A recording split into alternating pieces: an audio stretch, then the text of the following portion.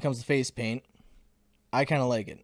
And then I started bow hunting, and it changed the game for me. Sometimes you will still make mistakes. Get out there, hunt fast, hunt mobile, stay lethal. Hey, what's going on, everybody? Welcome to 1Batch2Batch Outdoors. I am your host, Blake, and let's just get right into it. Face paint. You know, depending on who you learn who to hunt from, whether it's your grandfather, your uncle, your dad, you know, your buddy's dad, you know, whoever taught you how to hunt, you learn how they learned. And if it's the older generation, it's obviously not the same as you might learn from someone today. You know, back in the day, like my grandfather, their safety was red flannel coats. That's all he had to wear. And they didn't sit in trees. They sat on, tree stumps. Obviously now we have tree stands. You know, we have different types of tree stands. You can go to different heights. So depending on how you learn is how you're going to hunt. And it's up to you to try to change that. So maybe we'll, listen to this podcast and watch this podcast. You're going to start learning maybe different ways, different things to try out to make you more of a successful hunter. Now, I kind of like it. You know, I grew up playing football. It's one of my favorite things doing. It's putting on eye black before a Friday night game. You know, felt like you're going to war, So hunting, I like to wear face paint, do some crazy stuff. There's a guy named DeAndre DeSecco. DeAndre, he's a big whitetail hunter out of Wisconsin, set several state records. He was talking on a podcast one time I was listening to that you could wear a 3-piece suit up there in a tree. And if a deer catches you and looks at you in the whites of your eyes, and they bust you. So it was last year I was sitting in a tree, and I had this doe come out about 8 yards from me. And she was looking dead at me, so I kind of squinted my eyes, just like he kind of said on that podcast. And she never busted me. She never knew I was there. So I was like, well, if the whites of my eyes are going to give away my position to a deer, what about my white face just sitting up in a tree? So I started painting my face up. I'll tell you one thing. I've seen a lot of deer come close to me and never knew I was there.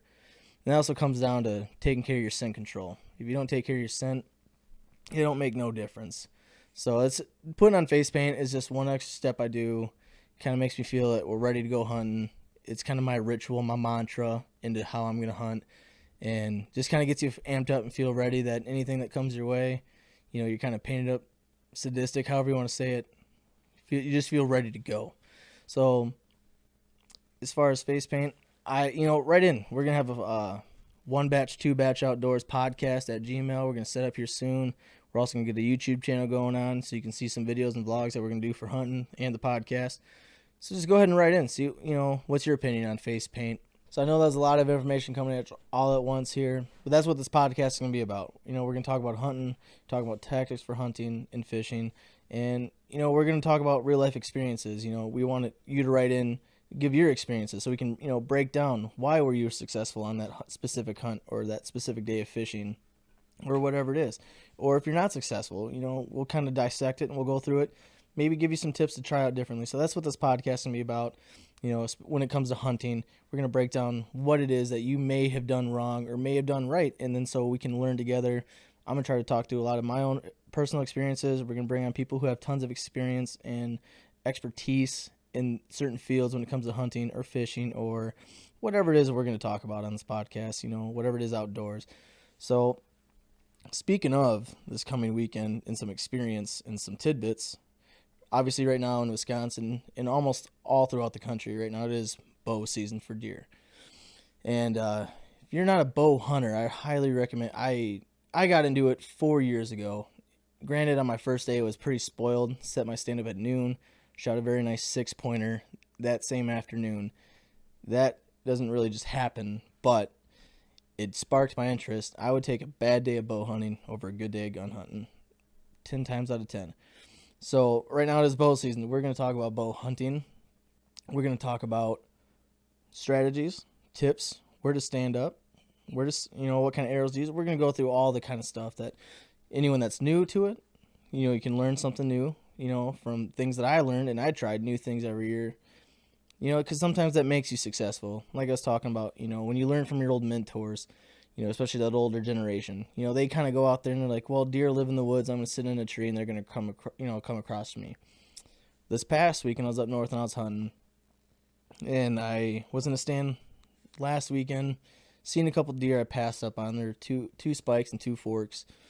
It was early in the season yet, not quite ready to get rid of my tag over a spike. Comes the last week in the bow season, my standards will change significantly depending on my freezer. Oh, excuse me. So I told myself coming down home I was going to hunt Monday, Tuesday, church Wednesday.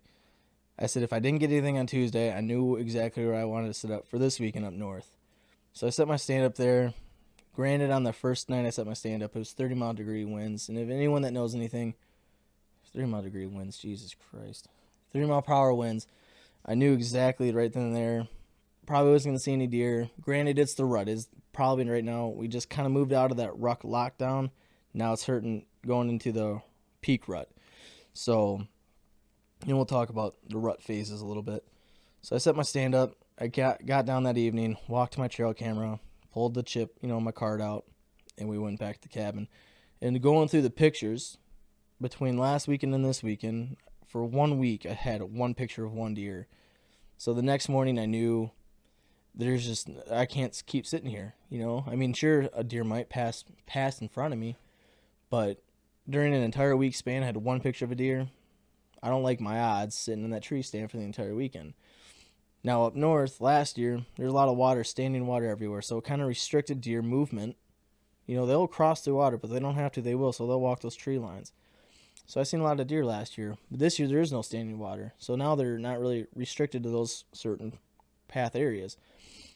So figuring that it was kind of dry, and it's the rut, I figured, let's go sit by the creek, Went over, found the creek, set my new stand up, Saturday afternoon.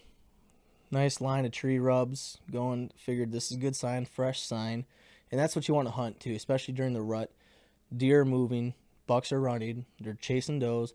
You want to hunt fresh sign, whether it's a scrape, a rub, bedding, shit, whatever it is. As long as it's fresh, they're there, they're moving there. So I figured with it being kind of dry up there, needed a new spot, had that nice, line of trees that are rubbed up. I'm gonna set up set up in a spot in that area. And so again, Saturday afternoon, making a lot of noise, set my tree stand up, figured probably won't see anything. Hunted all day yesterday and today, or all day Sunday, morning and evening, seen nothing, so I kind of felt discouraged, but it was also 60 degrees. So even though it's the rut, 60 degrees, wear a winter coat and run around in 60-degree weather, tell me you don't get hot. So they're gonna lay down if they have to. So this morning I was hunting back there, and 7 o'clock I hear to the pines to the left of me, I hear a buck grunting, I hear a lot of commotion, so I figured he's chasing a doe. And it's going on for about 15 minutes. I just keep hearing him busting through trees, busting through some sticks on the ground. And eventually I see this doe come out. I see her forelegs on the edge of the pines, and I see her skirt up the pines. And I still hear the buck behind me moving around, making some ruckus. So I started using my doe bleat, and after I doe bleated a couple times, I could still hear him moving behind me. And after he was moving around behind me, I grunted to make it seem like there's another buck coming in on that doe that just bleated, figuring hopefully it'd get him pissed off enough to come out and see what was up, give me a shot opportunity. Well, it never happened. It was about 7:30. That was the last time I heard anything moving or grunting. 9 o'clock rolls around, figured, all right, it's time to get down so I can come do this podcast for you guys. So I came down around 9 o'clock, taking my sticks off my tree. And of course, I get down to my bottom stick. There's this doe staring right at me, 15 yards. And I'm like, son of a bitch, there she was. And behind her comes this buck, chasing her, cruising, you push her down into the creek. It was about 38 degrees this morning, 40 degrees, real feel about 37, 38. So it was cool enough to where you could see her breath. They're going to be moving. They're going to be obviously it's peak rut, so they're going to be pushing those does around. But that's the thing I'm trying to get at here. When you learn from these older generation of hunters, they think if you just sit down in a tree somewhere, a deer's going to cross from you. And sure, absolutely, deer live there. They're going to move around wherever they please to. Having said that, if you want to see consistent deer and have consistent success, you got to move. And that's the thing about having these tree stands. I personally use a lone wolf. I can set up and break down in 15 minutes. I get to a tree, 15 minutes later, I'm sitting inside the tree, ready to hunt. They're lightweight. I put backpack straps on it. No issues. So having these lightweight, very mobile tree stands, and there's climbers, there's tree saddle stands.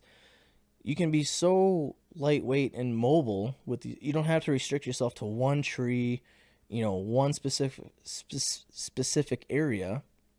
You can move around, and especially during the rut, deer are moving, so you can't just sit in one tree and think, well, they're going to just come in front of me. You might, but your odds and your chances and your success percentage is significantly lower versus being the guy that can move and move fast and move to where they're actually at. So, I would, if you're new to hunting or you're trying to get into bow hunting, or you've been bow hunting and you haven't had a lot of success, maybe it's time to go out and try a different tactic. Now, I'm not telling you to go get a tree stand that requires a little more athletic type ability to get into, like these, those sticks. They're not very wide, and you're shimming up a pretty big tree. If you're, in your 60s or 70s, I'm not telling you to go get that, because you probably won't enjoy it and you probably won't use it. So if you're young and you're eager and you're ambitious, get out there, hunt fast, hunt mobile. Go get a tree stand so you can do that and get comfortable with your tree stand. The first time I had to use my lone wolf, I didn't get up that high. Now I get up to about 20 to 30-ish feet. Deer are not going to look up that high in a tree for you unless you're moving like crazy. But that's another, you want to stay undetected. Take care of your scent. They won't smell you. You got to be quiet so they don't hear you. Their eyesight's pretty bad, so you got to beat their ears. If you can do all three of those things and stay in a tree high enough, they ain't going to look that high. So if you can beat their ears and their smell, you damn near have a good opportunity to get a deer. The best time, obviously, for bucks is the rut. Now, it always starts out as the pre-rut. So all summer long, bucks will travel in these bachelor groups, do some light sparring, nothing going on, they're all buddies. You get into the pre-rut, the bucks start separating up, kind of going to their own home districts, whether it's a new property, if you're on a big, parcel of public land. The bucks that you were seeing and having pictures of all summer might not be there. It depends on where they're at, but around pre-rut, they start separating. They start making some, some scrapes, start doing some rubs, and then we get into the rut, and that's when they start chasing those does and breeding those does, and then we get into the rut lockdown. So these bucks that, for that first part of the rut, that hit a doe, they pretty much stay with that doe for about a week, a couple days to a week, and then we turn into the peak rut, and that's where those bucks that were locked down with some does, they peel off and they're going out and chasing some more tail to keep breeding.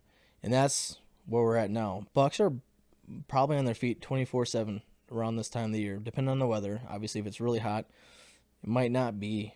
That's why, but at the same time, they might be. You never know. You will never shoot them if you're not out there with them.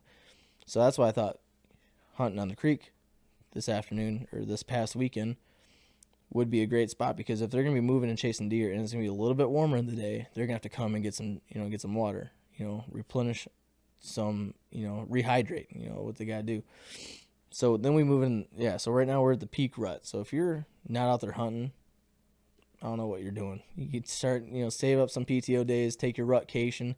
This is the time to be out there in the woods chasing some deer. And then we move in down to the post rut. And that's kind of where it tapers off. The post rut, I think, is where a lot of more mature bucks can come out. They don't want to do all the chasing. They're going to start coming after does that are just have been chased and they're tired. So I would start looking toward more late November to early December to finish out deer's bow season. Bow season goes from about the second week of September in Wisconsin to about, I think it's depending on some certain areas, like the first week of January to the very last week of December. So depending on your area, obviously check your regulation guides. Bow season's where it's at, and it also depends on where you hunt. And obviously we're in November right now, we're in the peak rut, but in October there's always a thing called the October lull. Kind of a myth, to be honest with you. We can break it down next October. We'll break it down a little bit more into further depth. But the October lull is it equals to hunting pressure. So if you're on your own private land and it's only you that hunts it, and you take care of your scent and you take care of your movement and don't push deer, you probably won't have a lull or experience a lull because you're not applying heavy pressure to these deer. Deer stop moving as much during the daylight. Obviously, the rut changes everything. All rules go out the door. Bucks care about you seeing them seeing you, moving at night instead of daytime. But during the rut, dude, I had a buck a couple weeks ago. Couldn't believe it. It was 28 mile per hour winds. He was downwind of me. He came out. It was past shooting time, but there was deer in the field to my right, so I was not going to get out of my tree stand until dark. But this buck comes out of the corn, barreling through. I heard him half mile away. Exaggerated, but I could hear him coming from some time away. Come out, downwind of me. He came out. He seen that there's does in the field. He kind of come up this little ridge and comes directly parallel with me. He stuck his nose up in the air. He knew something was there, but because he was rutting and trying to find a doe, he did not care. He still came in front of me about 25 yards, 30 yards. A shot I can make with my bow, but it was after shooting time. Illegal to do it. It's not worth doing. So he came out, downwind of me. That just proves that the rut, bucks lose all inhibitions. They lose all care in the world. And they're after one thing and one thing only. And guys, y'all know how that feels. So the rut kind of throws everything out the door. But going back to the lull, based on where you hunt, you might experience one or not. And it all equals to hunting pressure. So if you're on public land that a lot of people are out there hunting, you might kind of stop seeing, if you put cameras up on public land, there's no rule against it. So if you got some pictures of deer, you might not see them, or you might see them moving very late at night, 11 o'clock to 2 a.m., times obviously where you cannot shoot them because there's a lot of hunting pressure, and depending on where you're at, it changes. So you have to change up your tactics. You have to start moving. That's why it helps to be mobile and have it a stand where you can move pretty quick, set up very fastly, and then now you're in a new area that's not really hunted heavily, where you think deer are going to start kind of funneling to, they feel safe at, and obviously where there's tons of sign. So that's why it really pays very well to have a mobile setup and be, energetic and ambitious and get out there and get after it, because that's how you're going to kill deer consistently and have success. Now, I base success, hunting success, on opportunities I have. I would call a successful hunt like this morning.